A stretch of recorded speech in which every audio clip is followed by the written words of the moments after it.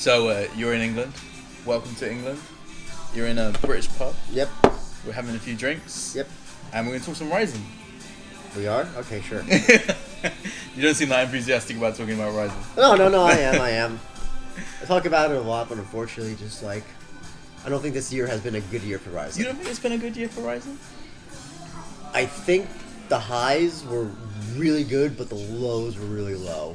I know what you're saying. I think if you think about how the year started, right, with going 0-5 against Bellator. Yeah. Well, do you count that as? I count that as last year. Oh, you talk about Super Rizin. Oh yeah. Super Rizin. I guess it kind of. If you think that's how we went into 2023, was that Rizin taking lots of losses. However, I was there live at that show. I thought it was a really good performance by some of the fighters there. Like some of them really did give it their all.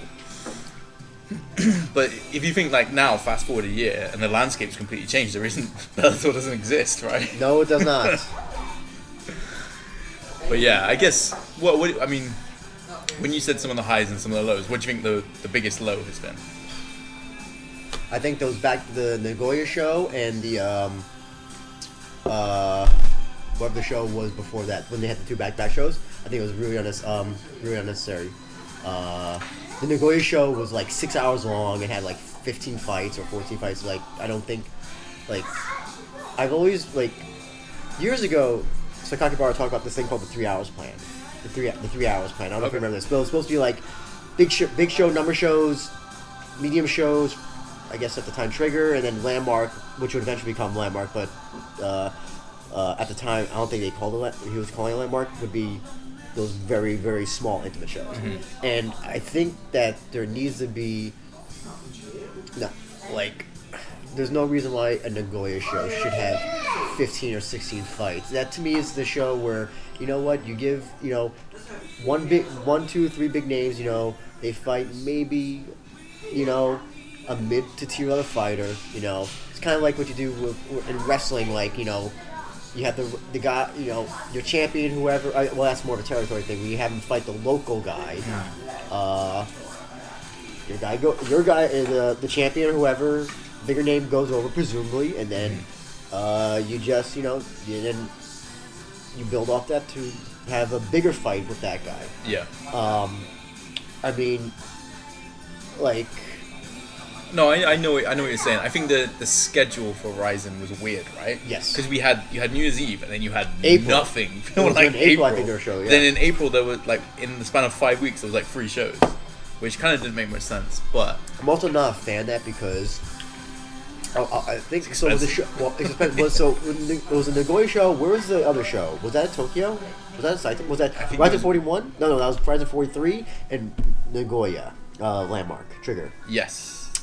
I'm a little bit more forgiving because they're in 2 different areas, but I remember, didn't Rizin this year as well do 2 Tokyo I think they did 2 Tokyo shows back to back early in the year.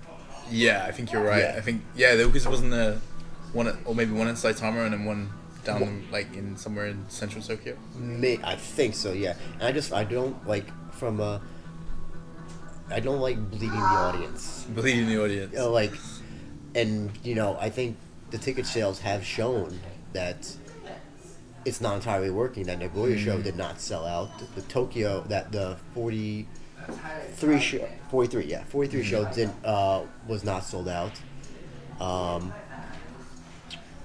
And so if too much of a good thing could be, just as bad as too little. And I think the best schedule Rizin had was probably around 2019.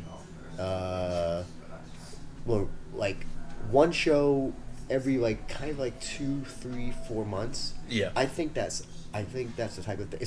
Until they have their streaming service worked out, which I don't even know if it's working out in Japan. Maybe it is. Yeah. But for us, it's not. No. Until then, I can't fathom. I still pay for the shows. I'll still buy the shows, but it's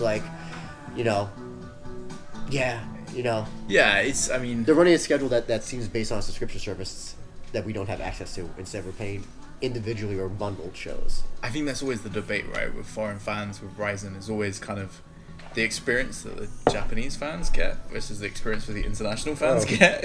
Yeah. It's like night and day. Yeah, I mean...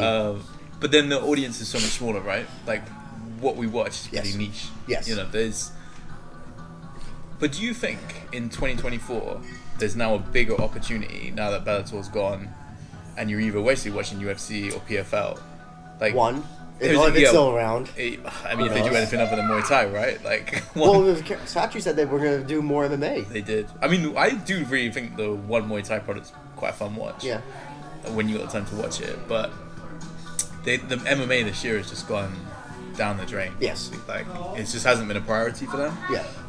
So for me, you've got that going on as well as Bellator going. Yeah. Like, now is the time for Rizin to like get those international fans. I don't think that's it. Sorry, go ahead. I was gonna say, do you think that happens? No, I think they're no longer focused on that. If you just even look at how the fights were booked when they first started till about the pandemic era, it is like night and day. Just look at all the flags. Look at all the flags next to the name on Wikipedia. Also, just look at the attention as well. Like, this is like anecdotal, but like, whoever was doing the Tapology things is not doing them anymore, or like doesn't care, because Rizin 45 didn't have a page till like maybe 2 or 3 weeks ago. Oh, really? Yeah. Wow. And now, like, when they already had announced like 5, 6, 7, 8 fights. Yeah, because they announced quite a lot of fights quite early.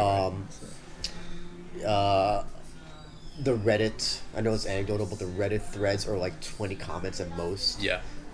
When, like, I remember Rizin 12, some random Rizin 12 show in, I think that was Nagoya, had like 300 comments. Yeah. So there was people watching it, legally or illegally. No, I think that they are now a domestic promotion, and that's fine. That's totally fine, because they could fail here, but as long as they do well in Japan, that's, you know, they can do well. It's kind of like it's like, that's basically like the history of every Japanese thing. Is like, okay, we fail in America, we can still, as long as we're doing well in Japan, that's what matters. Same thing with K-pop as well, all that stuff. I mean, that's their target audience, right? Like, but if you were to, let's say, Saki Kabara gives you the call, opens that mystical LA office, flies you in, and he says, Andrew-san, I want you to get Rizin to become the #2 international MMA promotion in the world. What would you do out of interest? Well, you say that they're not. Well, who do you think is #2 now? I mean, because if we're going by, I before had them #2 when they were working with Bellator, because it was kind of like hand in hand. I mean, from perception, right, it's probably PFL. Even though from product wise, it probably isn't. But I think people are making a big deal out of PFL because of the signings. But Rizin legitimately sells like 10,000, 15,000 tickets. From the metrics, yeah. But it's also like, excuse me, coffee up music. It's kind of like it's like. The problem is that #2 is not even close to like it's not like Apple and Microsoft. Yeah. Or Xbox and Sony PlayStation. We're like, oh, it's like neck and neck, and it depends on the day or the time where #1 could become #2. Yeah. #2. It's like so diametrically, like UFC is up here, Rizin is down here. But the funny thing is that in Japan, right, it's the opposite. It's the complete utter opposite. As for internationally, sorry to answer. Sorry, I didn't mean to go on that. No, that's cool. I think it was a valid point anyway. Like, I know. Never mind. I just forgot your question. What would you do to just get Rizin more notoriety with international fans? I think one thing is just improving English production quality. The elephant in the room, right? Remote commentary. Yes, remote commentary needs to die. It is obviously. It's not a good experience, right? Like, there's no disrespect to the commentators, but I think Joe Ferraro is a great commentator. I think Damian Brown's done really well. Elliot's good as well. But it's just it's the listing of it, right? The delay. There's like 2-second delay. But what bothers me is that for some reason, maybe this is because they're in the same time zone, but Brown is always in sync. Ferraro is not. The Azerbaijan show, it was the complete opposite. Okay. Ferraro was in sync, and Damian Brown, when he wasn't trying to not yawn during the show, because it was like maybe like 3 a.m. when he was like, oh really? Wow. Yeah, was like 7-second delay. Yeah, you're right. That definitely needs to be fixed, right? They just need it in person. Well, again, but it's not even that they pay for their flights. Well, not even pay bring for them in. Hire CJ or Grant Bogdanov or there's DMA. There are people there's that not like there's people in Japan who speak English. Yeah. Who are Japanese and not Japanese. Yeah. There's a lot of people there, right? But like CJ, like you said. I know that Drake Riggs, when he asked Shingo that, it was like, oh, it's not our priority. But then, it's a perception. What's the term? Perception is reality. Like, if you were going to do Zoom commentary when GCW is bringing over commentators, whatever her name is, to actually do commentary in Kirk and Hall for their crappy shows. Yeah, that is not a good look, as the kids say. Yeah, I can see why there's cost saving, but we all know that Rizin will spend shitloads of money on those other things, right? There's only two fighters being flown in for this 45 show so far. That's the other part of it, like the international level of fighters. That's why it's a huge domestic promotion now that has occasional foreign fighters. Mm-hmm. It's no longer an international promotion where international fighters have a high chance of getting into it anymore. To me, that's one of the big differences that you talked about earlier, right? Like pre-pandemic, it was super here's Rizin, it's the world stage, we're bringing in all these champions from different places, and now it's kind of you get the people they bring in. There are some obviously Johnny Case is really good, Luis Gustavo. In the lightweight division, I think they've done quite a good job of bringing in international people. It's the problem of filming in a pub. Yes. Well, I didn't think it'd be children. But, but it definitely feels like it's like a novelty, right? Bringing someone in, whereas before it was kind of we're trying to get the best fighters. It felt like legitimately, and I know that I don't know when this will be uploaded, but I will be talking to Sakakibara, and I'm curious to know how he feels about when fighters say, "Hey, after this fight, I'm going to go to UFC," and it's kind of I don't know. It's especially now, because now I don't think for the foreign fighters it's different, but for the Japanese fighters, I don't think a lot of them pre-pandemic saw UFC as a viable option, because a lot of fighters besides Horiguchi and to a degree Gomi were not successful, and it was kind of also UFC never really focused on, when they tried to focus on Japan, they never really did well. Yeah, they instead would put Mark Hunt in the main event, he fought in Japan. From Pride, he was from Pride, but now thanks to people like Taira, Nakamura, a lot of Japanese guys, and Tsuruya, excuse me, doing well. Now it's there's kind of a new wave coming through that's showing that they can be successful. Also doesn't hurt. Also Japanese economy sucks now, so that's also another reason why I think a lot of these fighters are wanting to leave, because they want to make. I don't even know if it's more money, but because I don't think it's more money. I think it's more they want to be able to come back and say I fought in the best promotion in the world, and I'm one of the best fighters in the world. I think it's more of a pride thing rather than a financial thing. I know we talked about that. When it comes to the sponsor thing, I wonder. So obviously they can't wear their sponsors on when they go to UFC, but I wonder if through their other ventures like YouTube and social media, they can still keep those sponsors. Maybe. Yeah. Because if you look at the YouTube presence of American fighters versus Japanese fighters, I think, are utilizing that a lot more than the American fighters. A lot of them do not use, as far as I know, YouTube or anything like that to the degree that the Japanese fighters do. I could be wrong about that. No, I think you're right. I think there's still probably opportunities where if you got signed by the UFC and you had a big enough social media presence, you could probably still make a lot of money with sponsors. Because as far as I know, the UFC sponsorship thing is you can't show it on television, but outside of it, you can do. I think you have to double check with Ensign about that. Yeah, he would probably know, but I don't know. I'm pretty sure that's how it works. Yeah. But and as for other things, I've never been I never had the hard on that some people have for foreign fighters. But I definitely feel you need to get at least either prospects that are foreigners or at least high-level foreign fighters that have, for some reason or another, been cut from UFC. You know, I mean, because listen, when Jiri was coming up, he was a prospect. Yep. I never heard of him until he came to Rizin, but then we saw how he fought against like good competition. You're like, okay, this guy is legit. Same thing with Manel Cape. They also brought in Ian McCall, and say what you will about Ian McCall on either fighter or personal level, but listen, you can't deny that he was part of like maybe the greatest generation of flyweights at that time. Yeah. And some would argue beat DJ. Close fight.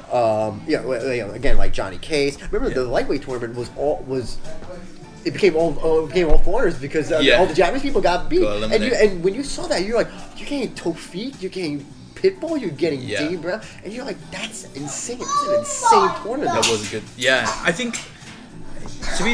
It looks like Shingo is still trying to bring in it's just they are quite random. You had like Janos from Hungary and Anastasia. But she at least has the has the IMMAF background. Yeah, she was a champion, so that's a good starting point. I think I don't know if it's all Shingo, but he does have a good eye for talent, right? And he will find like some unique. I just think sometimes some of the stuff they're throwing at the wall, maybe some of those foreign fighters just don't. I mean, it's kind of like I'm trying to think of like the Bellator stuff makes sense because it was Bellator. It's easy to deal with. Like some of Janos, I mean, like they needed a body for Cesario.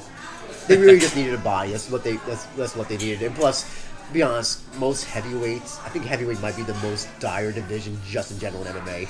Everywhere, UFC. It's not the same as it was 10, 15 years ago. Yeah. I get that, and especially in Japan, right, where there's barely any heavyweights. So I think they do have quite a hard job of like bringing people in. But then it's not they try bringing in Todd Duffy, but passport issues. No, it's cool. I mean, I guess the other thing also is that I'll say this that they're a lot better now than they were when I first started We Are Rizin. Mm-hmm. But I don't know what you gotta do, but press forward with MMA websites and all that stuff. Besides Drake Riggs and the usual suspects. I hate to say it was awful. You would send them a response, they would either never respond back or say yeah. Okay. And I think maybe just Shingo who was running it. Oh really? That guy does so many jobs. Oh yeah. But now they got Hafid on. So it's probably a lot easier now as well. But I would say just try to get more. There has been a little more English subtitles as well. Yes, that's true. Yeah. I think also I'm trying to think of what else they could do. I mean, I hate to say this also as well. Freak show fights that gets people talking. It does. Whether you like them or not, listen. When you see Gabby Garcia, come on, you are what? I mean, that's the shit that's gonna go viral on TikTok and Instagram. It's actually mad. You think if Gabby Garcia happened now in 2023, I think it would have been way more popular than it was back when it happened. Yeah, I definitely they definitely need to do something again like that. Bring in a Gabby Garcia, maybe a Bob Sapp, maybe. You do have to have that kind that if they like you said, if they did Yumiko Hota versus Gabby Garcia now, that would be all over TikTok. It would be. I think. Because the thing is as well, I get the impression just from obviously the podcast we do that the Pride fans, the international Pride fans have moved on. I get the impression that there are some, and obviously we see comments on the videos and stuff, and I get the impression there are some that still are watching MMA, but maybe they're not watching Rizin.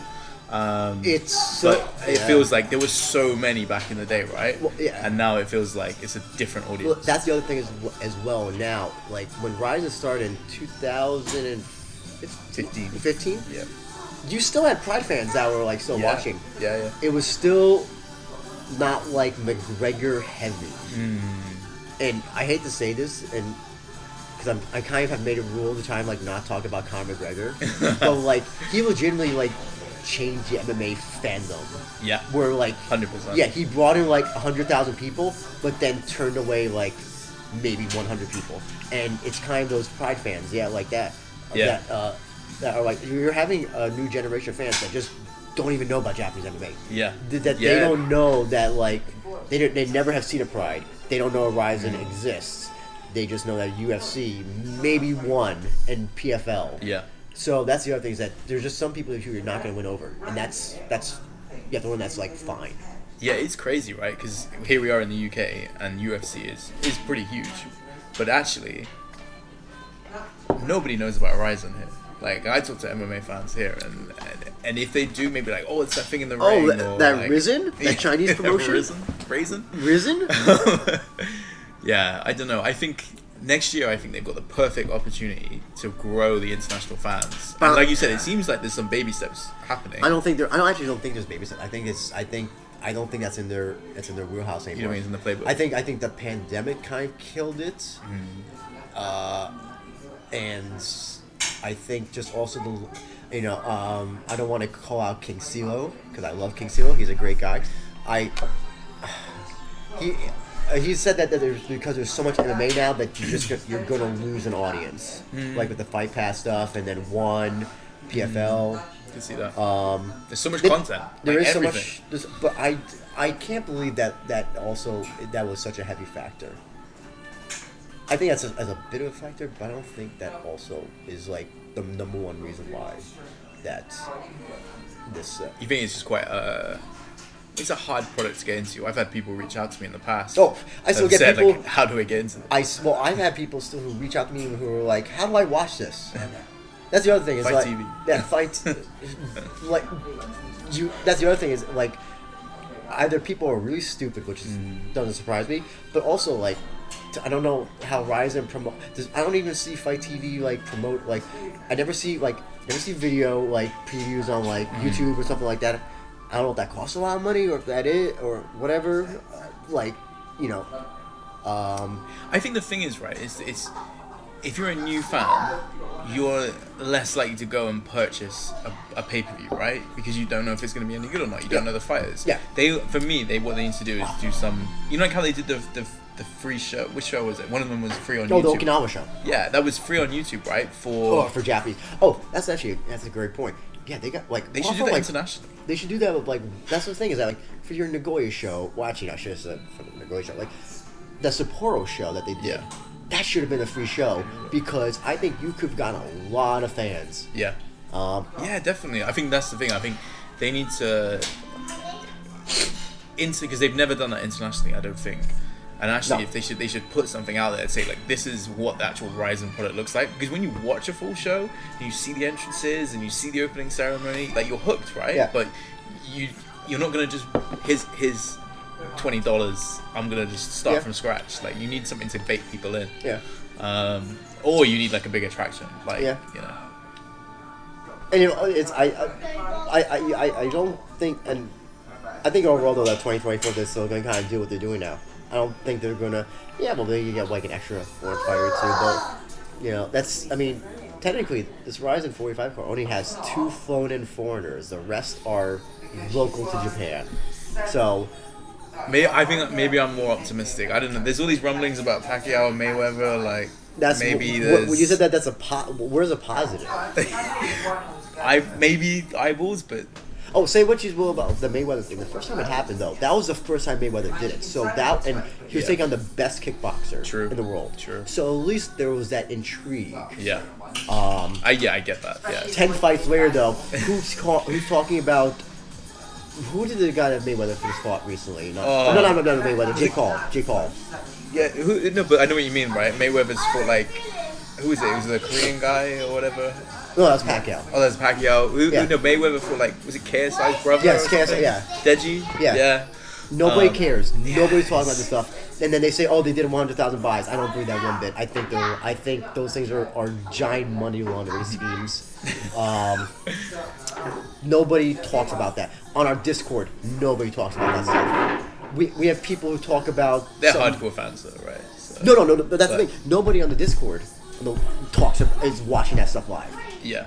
True, right. Like, no one's watching this KSI brother Like, versus. it's KSI fans that are watching it, right? I don't think Mayweather fans are watching it. I think more KSI fans. Are they? Because I don't see anything on social media like that's like I'm pretty in tune, and I don't even get like notifications of stuff like that. Yeah, I don't know. I think that a Mayweather Pacquiao is a headline if that is a fight, but.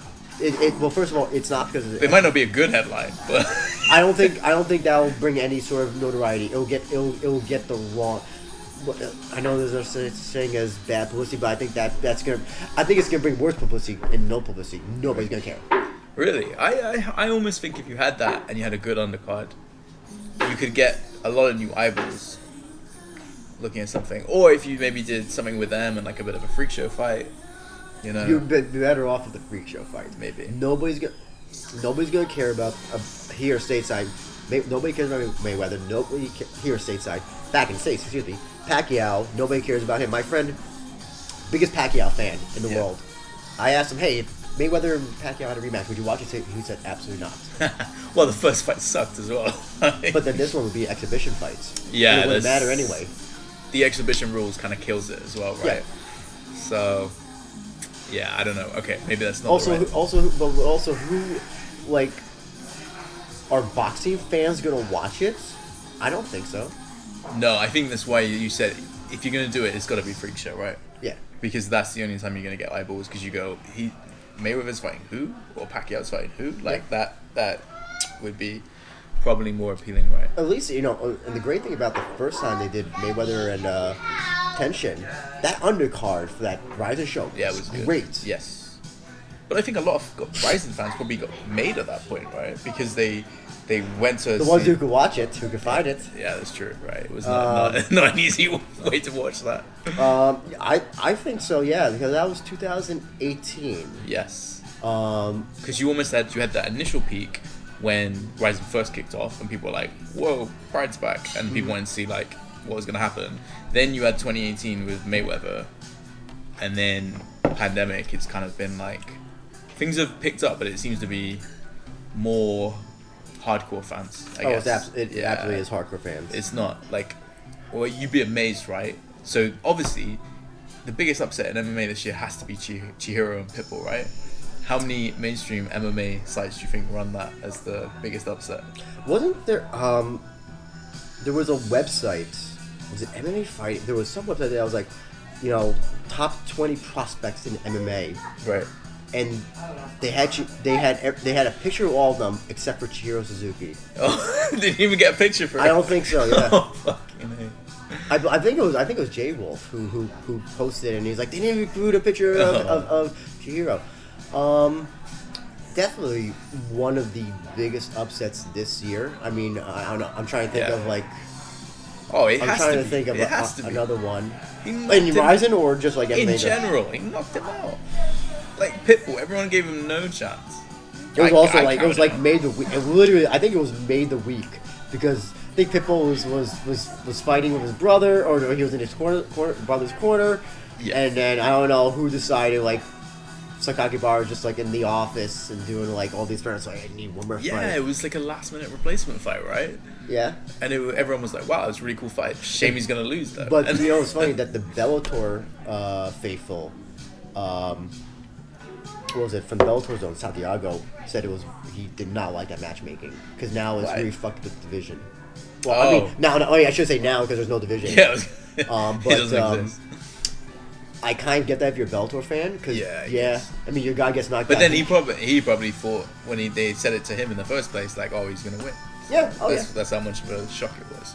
But what a year that guy's had, right? Like, the knockout as well against Vugar, like the guy is on an incredible run. That to me, I don't know, was that more of an upset than Pitbull?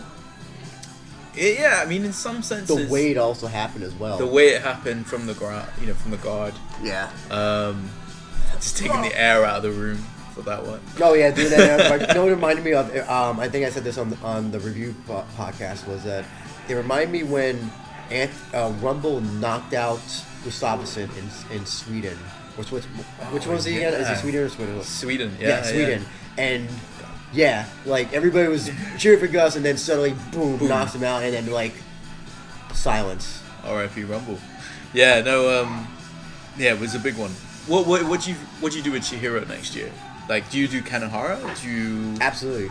Do you this? If Archuleta wins, he's talking about fighting. No, you don't. You don't want to see Archuleta? No. He's a good fighter, but he's good at winning. I'll give him that. He needs to more show. He needs to show less respect for his opponents, if that's the theory of why he fights the way he does. Yeah, I have to admit, because he had that, especially on New Year's Eve, right? He had that amazing entrance, and being there live, I was like, wow, Archuleta is coming for war, and then Sucho Grapple. Kim. Yeah, he just out grappled Sucho Kim, but that's another guy needs to come back. No, it was actually a great fight regardless. I wasn't happy with the decision, but it was a great fight. And his fight against Naoki at 42, which was a 42? No, it was 41, I believe, which I saw live, was great. Yeah. And again, another close fight. The Ogi Kuba fight really turned me off, though. Because I saw a guy who was not trying to finish and who was playing it safe for whatever reason.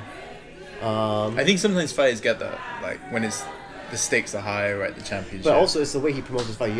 When he talks, he sounds like, it's kind of like he sounds like Sean Strickland almost, where he sounds like he's gonna murder his opponent. Then Sean Strickland kind of does like, oh, I'm gonna double hook jab you instead for 5 rounds.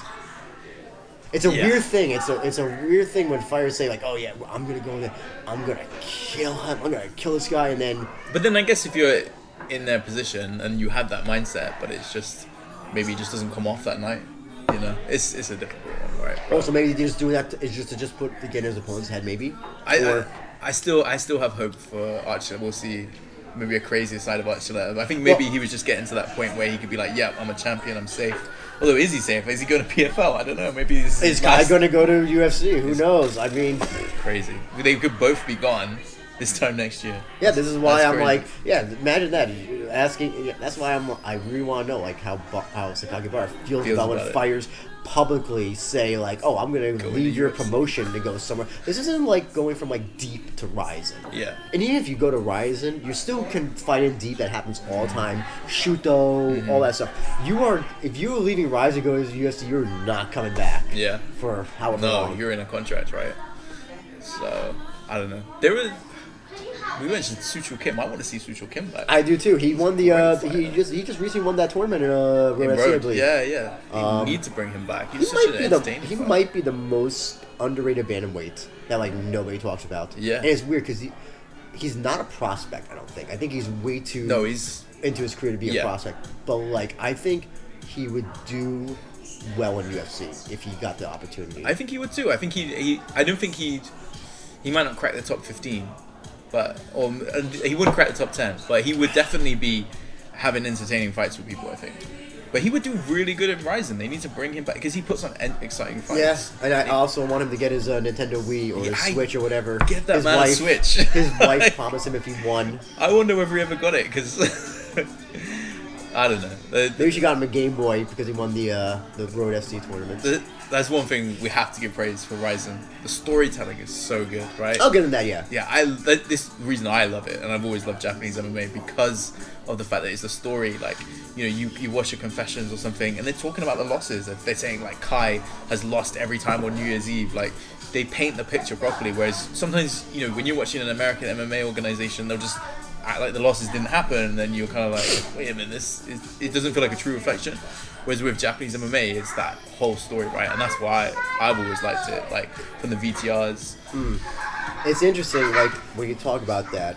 So the only fight I really cared about from this past UFC show was that Paddy Pimblett versus Ferguson fight. Okay, we're going there. And it was interesting in the way that it was promoted. It was. I don't want to say that Tony. I almost say that Tony Ferguson wasn't. It was almost like there was no it felt like it was just Paddy Pimblett who was having a fight from the way that UFC promoted. It was almost like Tony Ferguson. It was like Paddy Pimblett. He's on a whatever fighting streak. He's hottest star from Ireland since Conor McGregor or whatever, which is not true, by the way. He's not Irish. No, British or whatever. Yeah. He's from Liverpool, mate. Oh, okay. He's a proper Scouser. British, hottest British fighter, whatever. Oh, and also he's fighting Tony Ferguson. Yeah. Tony Ferguson. And it's all, Tony Ferguson was big. Like, if that press conference hadn't happened, I would have forgotten that Paddy Pimblett was facing him. Yeah. Well, I mean, the UFC is different, right? So the way they promote fights is very different to the way Rizin promotes fights. Yeah. So, but it's what a year for British MMA, though. I've got to say. Yeah. Like, we are smashing it. Leon, Tom Aspinall, Paddy Pimblett. Loads. Rizin needs to now get a Well, that's the cool thing, that I think the scene here is taking off so much. I can see there'll be some British talent that will fly over, and I hope so. Anyway, I hope Rizin looks at some, because we've got loads. So I'm trying to think of like who in the past are they? No, she wasn't. Oh, Rizin hasn't really brought a lot of British fighters over. No, I think Claire Lopez. She's trained. French. She's French, but she trains in England. One of the fighters I think that was in the atomweight tournament. Lanchana Green, was she Canadian? I can't remember. One of them that they brought over for some women's atomweight tournament was British, and like had like a shitty record though. So like I don't count that. But even their heavyweights. I mean, James Thompson, I guess. Oh, James Thompson's from Bristol, where we are right now. Oh, really? Is the legend of the scene. Is a fine boast to make. Yeah. That is our local MMA theme. We're here in Bristol, and James Thompson's from Bristol. Oh, okay. So shout out to him, the Colossus. I haven't heard from him in a very long time, so I wonder what he's up to. I think the last time he ever fought was part of that Road FC open weight tournament right before the pandemic. Oh, really? Wow. Yeah. They had it because Road FC had that lightweight tournament that Baranoy won. And then they had an openweight tournament with Mighty Mo, Gilbert Ival.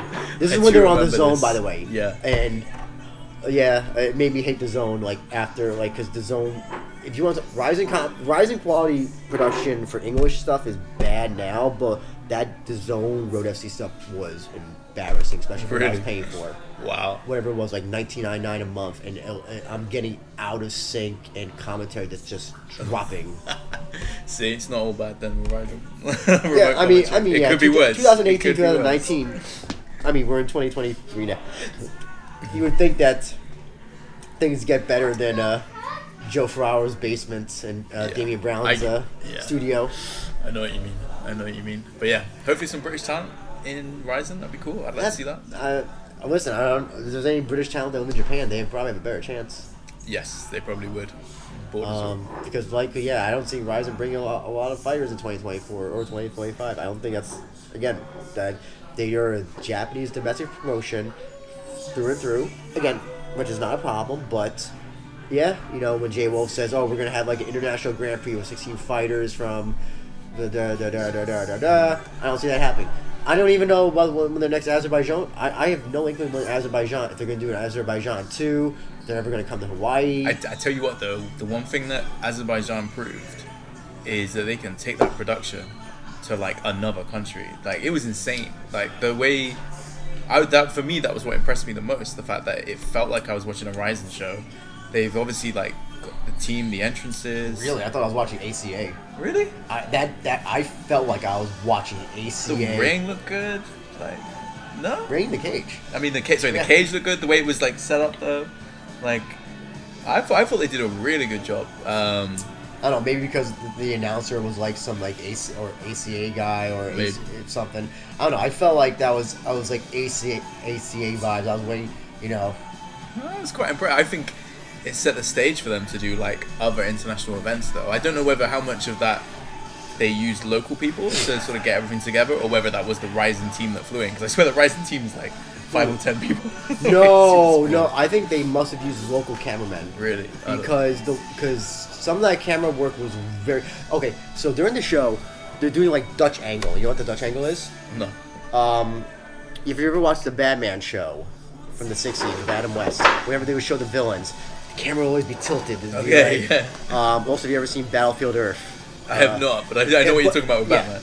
They were doing that during the show, like during the fight, and I'm like, what are you doing? Oh, I didn't notice that. Yeah, I noticed little stuff like that. Yeah. I wasn't like, I was just like, this is definitely not. I definitely knew this was not the Abima, right? Regular Abima crew. I'll say in fairness though, they didn't fly the Abima commentary people over. They did it in a studio somewhere. So, yes. Yeah. So at least they stick to the same rules. I'll give them credit for consistency. I wonder where they'll go next. I hope they do the Hawaii show. I think that one kind of makes sense. I kind of don't because unless they're going to do the... Oh, the rule set? Yeah, because again, it's you just don't want to really... You don't want a different product, right? I totally get that. You need to... Yeah, that's the other thing is that you need to promote... Like, nobody's going to come to the show just to see Dustin Kimura besides him and his family and maybe friends and gym mates. But you got to, like... Yes, the hook would be, we allow this. This is what you can see here. You can't see this in UFC, I'm about to say Bellator, or PFL, or anywhere else. So, especially if they allow elbows. So then you have two things that you'd be like, oh, we allow elbows, which PFL doesn't allow, and we allow soccer kicks and knees to the ground, which UFC doesn't allow. So, that's kind of the hook. Speaking of hooks, obviously the hook for this year was obviously Bellator. Oh, then we're talking about AEW hook. Okay. No. I'm not going to talk about AEW. That could be a very different debate. The big hook for this year is what I saw was kind of like Rizin chasing Bellator and Bellator belts and Bellator fighters coming over, and Super Rizin had a lot of Bellator talent. That's completely gone. So what do you think the direction they'll take next year is? Do you think it's more kickboxers coming in, or do you think it's kickboxers doing MMA or kickboxers doing kickboxing? Because I'm starting to I look at this card, I'm like, that's a lot of kickboxers that are doing MMA, so I'm kind of worried about this trend. I think that could be the trend going forward, that they're going to bring in more. Imagine, Ashizawa could knock out Ota. That could set up more and more kickboxers want to, get out of K1 and join Rizin and do something. Like, I think that could be maybe where they're going to go, because I don't know what angle, because the thing that I always find cool about Rizin as well, and I think Saki Gabara said this on Drake Riggs' podcast, was that there's like almost like a theme to the year, and then New Year's Eve kind of is like that culmination of everything that happened. So I'm curious now that like Bellator, the brand doesn't even exist. Well, it does via PFL, but I think that'll be bastardized Bellator if it even happens. History has shown UFC when they bought Strikeforce, how when they Strikeforce last round, when they bought WEC. Like, I don't know why people still buy this theory. They're like, oh, look at this scumbag of a promoter named all promoters are scumbags to some degree. Oh, he's saying, oh no, we're gonna keep the Bellator thing for the. I wouldn't be surprised if they don't even go through with that whole thing. This is the WWF didn't keep WCW. It's like just it's like if you think like if WWE, who bought WCW, which and was ECW, which were huge brands at the time, couldn't be bothered to run them as separate entities. Why would you run Bellator, which is like, I don't understand why doesn't have the renown. Why people have faith in these when history has shown that's not good. If it doesn't happen with some of the biggest promoters in the world, why would PFL? I didn't see it happening. So I think Bellator is well and truly dead, to be honest. Oh yeah, Bellator, unless Saudi Arabian investors come by and buy, which probably won't like. Well, it would have happened before, right? Yeah. Because Bellator got sold for free practically, right? Was it share options? It was share options. That's embarrassing. Yeah. That is. That shows you that there was no market for it. No, I can definitely tell you for a fact that most. I should say most. I'm going to say about 60% of tickets for most Bellator shows were comped. Really? Not counting. So fighters who fought on the card would obviously get their friends, gym mates, families to the shows, and then the rest of the show. So like Mohegan Sun, what I heard was that Mohegan Sun. So say if you're staying at the hotel or casino for some time period, you would get comp tickets. As like, oh, thank you for staying with the Mohegan Sun. Here's 2 Bellator tickets that you can use. Wow. Imagine that. I bet they must have got such random people watching Bellator. And, that's how I heard it would happen. I don't know about how PFL does it. I can't tell you the truth. Maybe something similar. Well, I know that WSOF used to do the 4-for-1 deal, or whatever AEW 2-for-1? BOGO? Buy one, get one free. I think that's how WSOF did it. I don't know how PFL does it. PFL doesn't even matter because they got all the Saudi Arabia money, so who knows. About the kickboxer thing. It's also interesting you bring it up because Chihiro Suzuki, who is also a kickboxer, and still in kickboxing, is now a champion. So yes, I think that's the way it's going. I think we're going to see more big name kickboxers come into Rizin as part of 2024. But do you think that's a comment? That shows the state of the kickboxing industry, or is that the MMA industry being more lucrative? I think it's a bit of both. I think it's. I mean, I don't follow Japanese kickboxing as much as I'd like to, but I do know where the history of where K1 was to what it is now is like night and day, right? What promotion has an English language podcast for a show you can't even get in English? I really I can't I'll make fun of Rizin for doing a lot of things, but that is some brass balls to have an English language podcast hosted where it can't even be shown in America and with no English commentary. That just is baffling to me, but whatever. Go ahead, Kikuta-san. I totally get where you're coming from. It's weird, right? K1 was so huge, like even globally, and it could have been like a huge global. K1 could have been like not as big as the UFC, but maybe like enough people knew about it, and now it's just so niche. I think they could with the Rebirth. There was two opportunities. One, during the pandemic, there was that one K1. What's the big show again? I forgot what it's called. What's the big show? K-Fiesta? K-Fiesta. Yeah.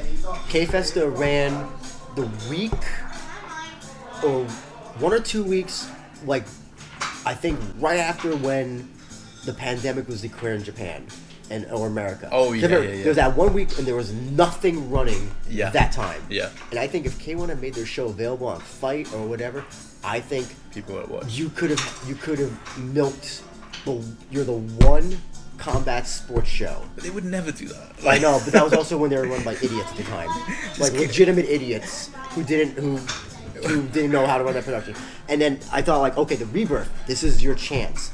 And then the Rebirth thing was so bungled. I don't know what happened. I mean, and you know what the problem is, right? Is when you flop when you do a whole thing of the Rebirth and then you flop it. You can't redo another one, can you? You can't do the Rebirth for the Rebirth. No. It was their opportunity. I don't know what happened with the Zone. I don't know why they wound up being streamed on Flow Grappling. Yeah, that was weird as well, right? Bringing Sakuraba and do all of this. Like, why? Like, I don't know. Like, what happened? That whole thing is. I wonder. I hope I can one day find out what actually happened. Yeah. I'd be curious. And then the second Rebirth, where you could watch it on a Beema, I think. I don't know if you needed a VPN, right? Did you? I have no idea. Okay. Yes, and then K1 really bungled it. Yeah. Really big time, like embarrassingly. It's so weird, right? Considering you think how big the match was. Like, well, obviously huge in Japan, but a lot of people outside of it were talking about it. I think it got a lot of buzz on Twitter as well, right? Because people realized the magnitude of it. I also think it sounded like a lot of stuff out of their control when they lost the Fuji TV deal. That surprisingly didn't kill it. No. But I also think they should have found a way to make it available legally without a VPN online fight or something through 100%. Your own. It would have made at least a decent amount. Not masses, but it's still money, right? Like, why wouldn't you do? I think it could have. I think you could have gotten pretty good amount of money from the combat sports fans in the United States. I really do believe that. Yeah, I think like a week or two's marketing and you probably get something decent out of it. But it did surprise me sometimes how these Japanese combat sports products don't use it as an avenue internationally to get extra it's revenue. So funny now that finally this is a story of almost every Japanese company. Oh, we discover things that are way too late that everybody's ready to jump the bandwagon. They finally have discovered YouTube and streaming, and they're finally like, oh, okay, let's upload our fights so that people can see them, and all that stuff. And the thing is like with something like a product like Rizin, I wouldn't change anything about it. I think you want to keep it the way it is, but it's just you want to make it so that it's accessible.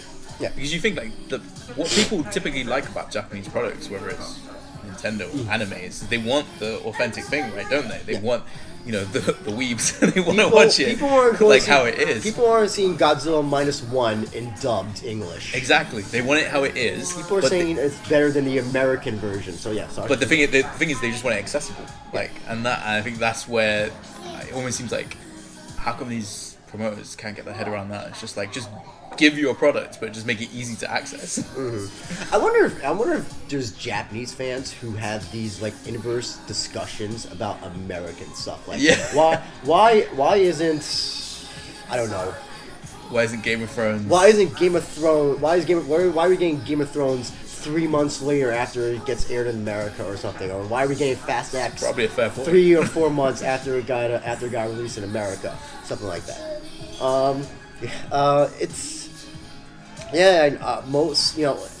Most people just want easy ways to get things. I like to press a button and good, I have everything bought already. Beautiful.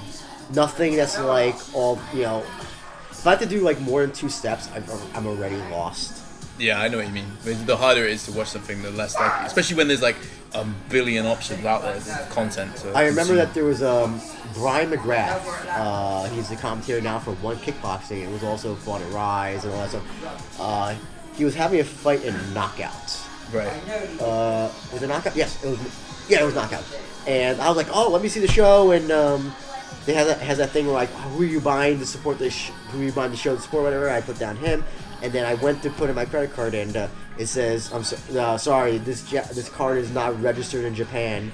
Please find another method of payment." So, yeah, that's still also an issue. Many times. It was like Stream Pass as well, right? It was something similar. They launched Stream Pass, and you needed a Japanese address. You needed a Japanese address, so I remember when I signed up, I put a Japanese hotel address in, and it worked. But I cancelled it after a while because there's just nothing really on it, to be honest. I also think. Yeah, like you said, I wonder. The Stream Pass thing is fascinating because I remember when they first announced it, I thought like, oh, this is them having Pancreas and Shuto and Deep kind of do something like that, and then no, it wasn't. That would be great though, wouldn't it? Like to have like one streaming service where international fans, you could pay like I don't know, 20 quid or whatever, but you get Deep, Pancreas, Grachan, whatever, and you can keep up with the scene. Yeah. But I think that's a bit of a pipe dream. I don't think that's coming. I'm happy with my Deep YouTube subscription, even though it's $15 a month. It's quite expensive, right? Listen, I get Deep Kick, I get Deep Okinawa, I get Deep. Are you watching it all? I watch. So, if it's Deep Osaka, I'll watch anything with a smoker gym fighter because I just find that gym very fascinating. Scrappers. And smokers. Yeah, scrappers and smokers. Yeah. I'll watch all the numbered and Tokyo Impact stuff because there are some like really like absurd, crazy fights on there. And in fairness, that is the best. I think they have the best Japanese prospects in my opinion. What Deep? Yeah. Yeah. The one thing though is that the most recent Deep shows since Japan Top Team became like a gym, it's now becoming a showcase to like just put Japan Top Team fighters on there and give them easy fights. Yeah. Because I think they went like 3-0 or 4-0 or something on the latest Deep show, and it's like okay, I still see I see where you're going here, Shigeru Sakai. Building that brand. It's funny that I think the Yuki Motoya. Vince, whatever his name is, the fight. I think that's so. I'm counting this as American Top Team versus Japan Top Team because Montoya trained at ATT when he was in Florida. He did, didn't he? Yeah, and so did he? Yeah, I remember Jintaro did. Ushku did. And so did Montoya. I believe Montoya did as well. Wow. And the coach Vince, whatever his name is he's a coach of striking or whatever. I think for. Japan Top Team. This is ATT versus JTT. So I'm kind of looking for that fight. I'm like, oh, okay, let's see how that works. There's some good fights on the card. There's some fun stuff. I told you before, I'm looking forward to Ashizawa and Ota, which is just I'm worried about Ota. He's like I feel like I don't know. It's that last fight really bothered me. Oh, the Sato fight. Yeah. Because clearly that was a fight for him to like win. That was like, okay, we can't do anyway, so we'll give you an easy fight to win. But he is like 2-3 years into his career. And I do think like when you're that young into a career, that fighting someone like Sato, who shooter won, he's got a had a pretty decent resume.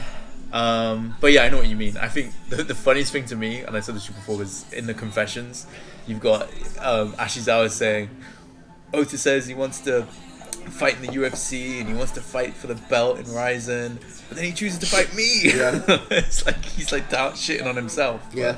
But I think he's a really entertaining. Catfish is a good addition to the Rizin roster. Yeah. The whole stuff with Koji was really good this year, and I'm glad they put him on New Year's Eve in some form. So. I'll never forget this interview he did with Drake Riggs, where he took on Cozy, and he called Cozy an Okama. You know what Okama is? No. I cannot say that. I cannot say what it means because it will get your video demonetized, banned. But it is a very bad gay slur. Oh, really? And Shingo translated it verbatim, and when I spit out my, I was like drinking something, and I spit out my drink because I couldn't believe he actually tried. Yes, Ashizawa is hilarious. Hey, that stuff goes in the UFC all the time now. And say what you, oh yeah, that's true. Say what you will about, like when he had the thing on the match with Yaman. Listen, Tenshin Takeru was the fight that everybody was talking about, and then when those two threw hands at the press conference, I gotta say, that was the fight I was most interested in besides Takeru and Tenshin. And like when I've watched that fight back about 3 or 4 times. That feels like a big fight. Like when you feel that atmosphere between those two, Yaman and Ashizawa. What do you think the future is for Yaman in Rizin? Oh, I think they're gonna definitely. He's gonna be MMA.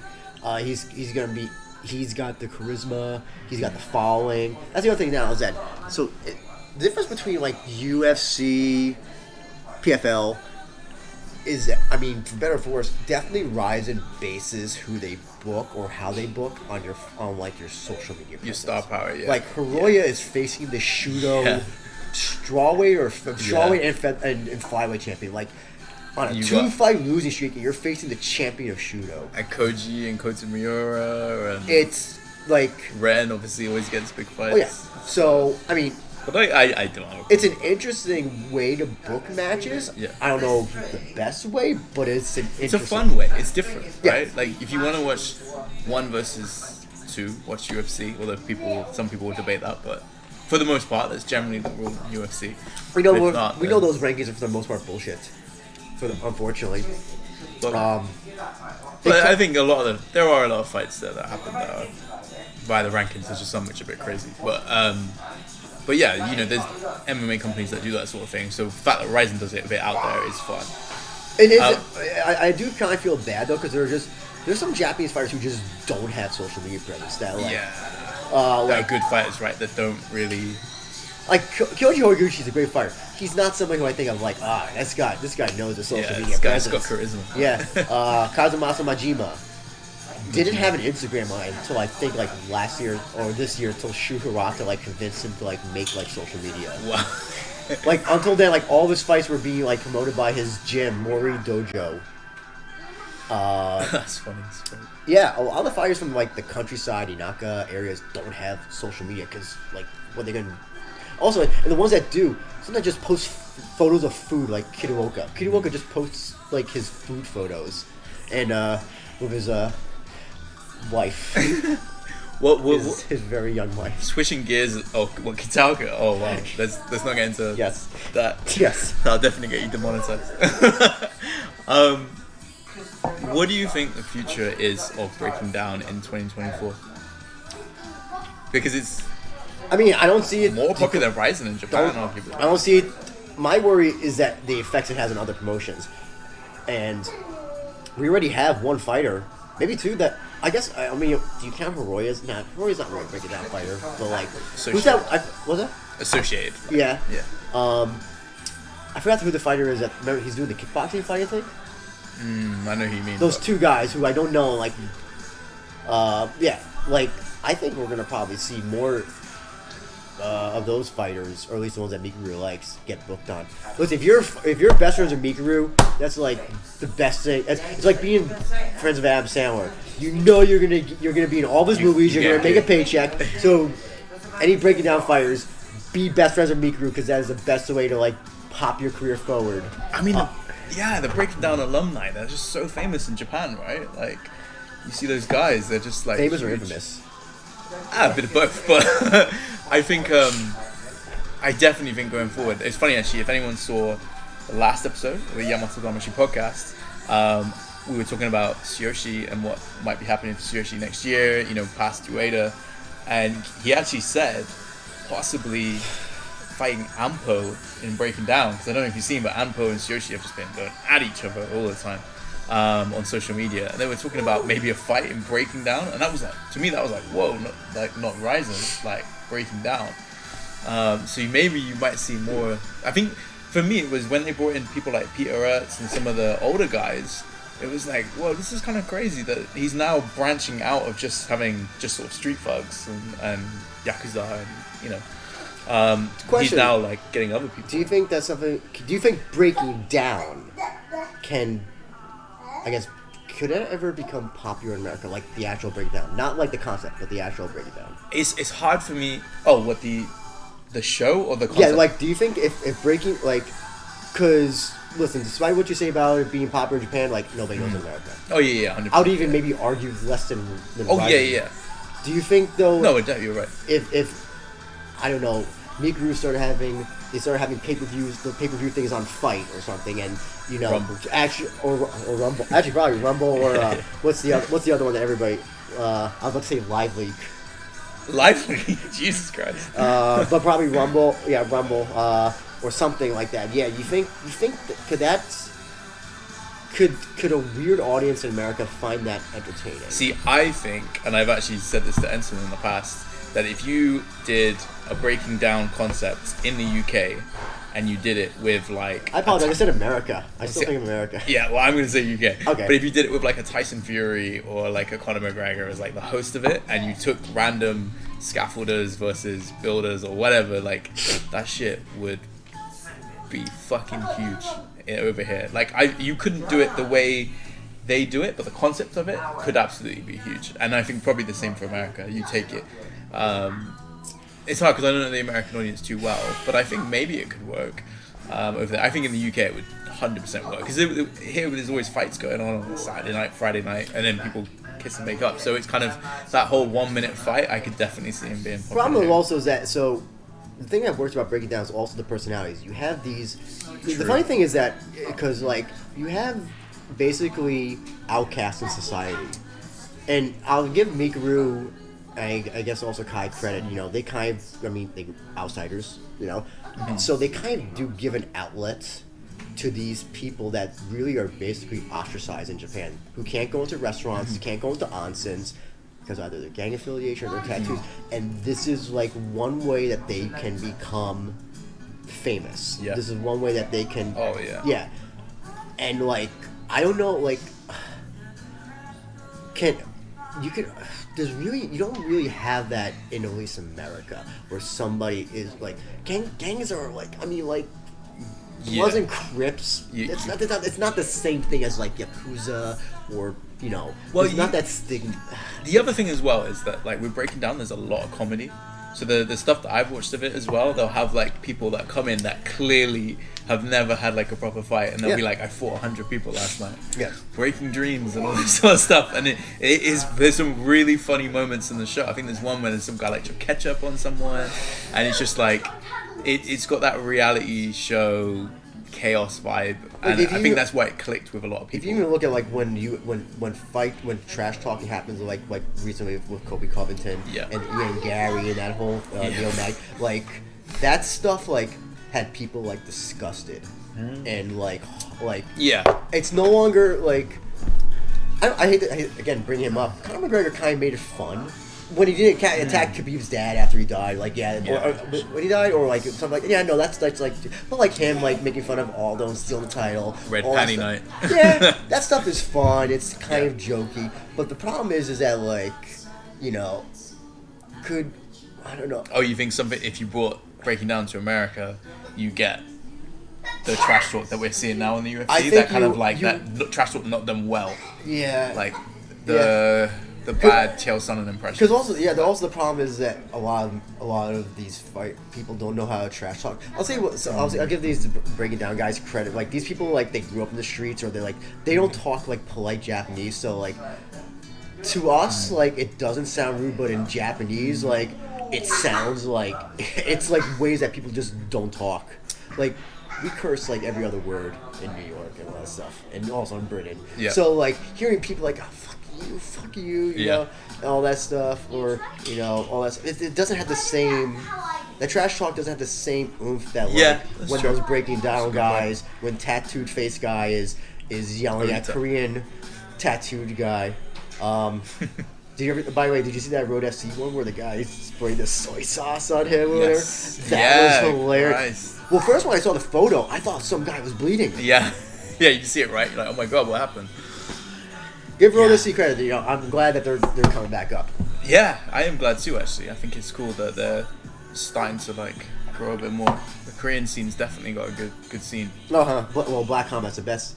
That's kind of their breaking. It's kind of their breaking down in a weird Black way. Combat's the promotion that I want to watch, but I have no time. Yeah, like, you know, there's only so much time in the day. Their versus deep stuff because that stuff is great. The videos are so well made. The promotional stuff. Yeah, you know that's the one thing is that the way for MMA to be successful is you get a really, really absurdly rich person who's a fan to get behind it, and that's how you get the best MMA. That's why Tony Khan should have bought Bellator. Yeah, no, he should have. He should have stopped trying to make WWF with 1980s WWF with MJF. But yeah, I don't know. Maybe we should start wrapping this up. Well, I don't even remember what we're supposed to be talking. Oh yeah. No, we've just been going. Oh yeah. Just overall, you looking forward to Rizin 45? Yes, I am. Obviously, selfishly, most important, I'm looking forward to seeing Tsuyoshi fight. Just because I know how much he's trained in the US for this, and I think he's gonna make. Like, I think people are gonna see how well-rounded he's become as a fighter. He's got like, in my eyes, from what I can see, he's gone to America. He's got that training with the big boys. Then he does all these freakish athleticism stuff that if you guys follow him on Instagram, you see him doing. Like, it's just crazy some of the stuff that he can do. He's super athletic. Yeah. And then obviously he's got Ensign in his corner, right? Like, Ensign is the most mentally strong person I've ever met in my life. And so you imagine having that in your corner, right? When you've got someone, you're losing a round or whatever, that's exactly the type of person that he needs. So that combination, I think he's going to have not only a really great New Year's Eve for the rest of it, rest of 24. The rest of the card, I'm looking forward to it. I mean, you always get excited. It's New Year's Eve, right? And you never know what Saki Kabara is going to pull out. One minute he's on the phone to Koji, so, you know. Say what you will about, I know I have a lot of criticism of Rizin and all that stuff. Listen, I still love, like, I'm going to call Kai or Koji on the phone and offer him a fight. And whether that stuff is like a gag or whatever, listen, you can't deny that, like, Dana White wouldn't come in the ring and like, I'm going to call Conor to see if he wants to fight Colby Covington. Yeah. You know, so it's just, with Rizin, it's always different, right? There's always that element of surprise. You never know what's going to happen, and I think that's why fans love it, right? I dare say this, and this will probably, I don't know, I could probably get a lot of shit for it, but even at Rizin's worst, I still think it's sometimes better than UFC's best. Because UFC just feels the same. Yeah, you get a great fight, and all that stuff, but there's something missing. There's a little sugar that's missing, a little bit of salt that's missing, and it's just like, I forget about most UFC shows, like, right after the fact. Yeah, I might disagree with you on that one, just only because, like, I think with the UFC, it's more about the fighters and if you're invested in it. But from a production point of view, I totally agree with you. Like, Rizin, hands down, there is no better MMA production. I'll also say that their production has gone down. Rizin's. Really? Yeah. Oh, it's less fireworks. And less electrical rings. You remember those? Yeah. But that's happened But since it's Fuji still TV. pretty. But here's right? unlike UFC, I think people tune in for the most part for UFC. I think for Rizin, you definitely have evidence that people tune in depending on who's fighting. Like, Mikuru's fighting, show sells out. Kai's fighting, show will be close to sell out or sold out. Yeah, UFC is the brand, right? They can put a fight night on and everyone's going to come to it. Like, so Rizin is, you got to have the names. They're still old school, right? Which is probably better, realistically.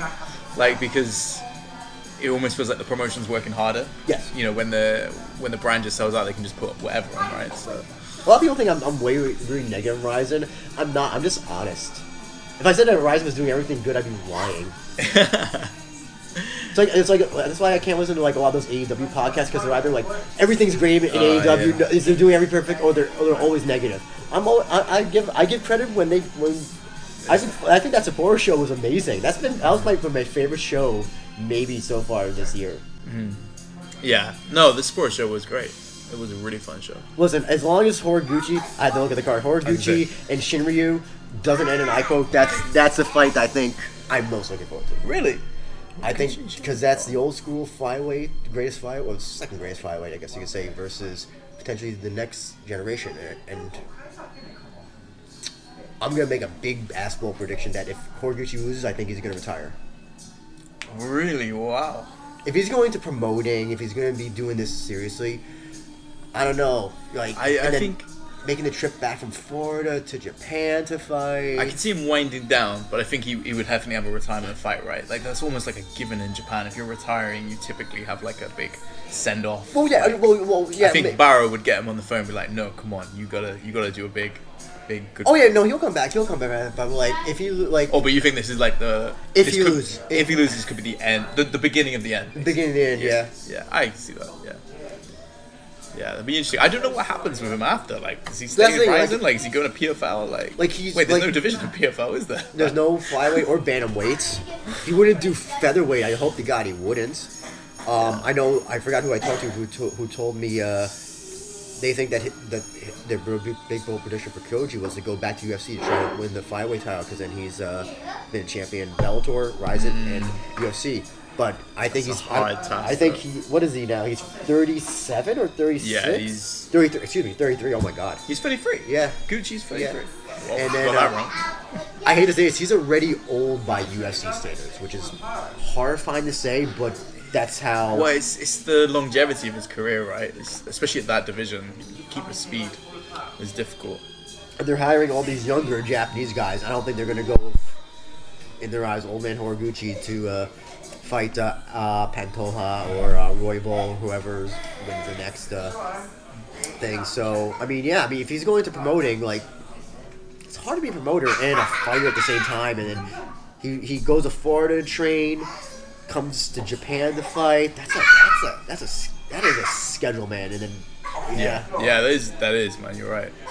Maybe he'll open up his own gym in Japan or something. Maybe that's his next moves. Call it the Supernova Gym or something. Yeah. I forgot that I had to look up what his nickname was. Yeah, call it the Supernova Gym. But yeah, thank you so much anyway. I'm going to quickly plug the YAMATODAMASHI podcast if you guys have never seen it. Because I'm guessing we probably have a lot of crossover fans, right? But hopefully, please check it out. It's with Ensign Inoue, a legend of MMA. Someone that's become like a big brother to me now, right? It's super cool. But yeah, please watch, like, subscribe to the We Are Rizin podcast. And we're out of here.